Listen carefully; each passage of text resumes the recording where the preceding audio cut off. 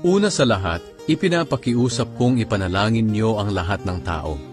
Ipaabot ninyo sa Diyos ang kahilingan niyo para sa kanila ng may pasasalamat. Ipanalangin niyo ang mga hari at mga may kapangyarihan para makapamuhay tayo ng tahimik at mapayapa na may kabanalan at tamang pag-uugali. Mabuti ito at nakalulugod sa Diyos na ating tagapagligtas.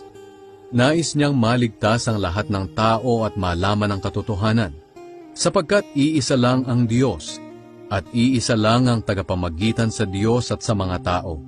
Ito'y walang iba kundi ang taong si Kristo Jesus. Ibinigay niya ang buhay niya bilang pantubos sa lahat ng tao. Ito ang nagpapatunay na nais ng Diyos na maligtas ang lahat ng tao. At inihayag niya ito sa takdang panahon. At ito ang dahilan ng pagkahirang ko bilang apostol at tagapangaral sa mga hindi Hudyo tungkol sa pananampalataya at katotohanan. Totoo ang sinasabi ko, at hindi ako nagsisinungaling.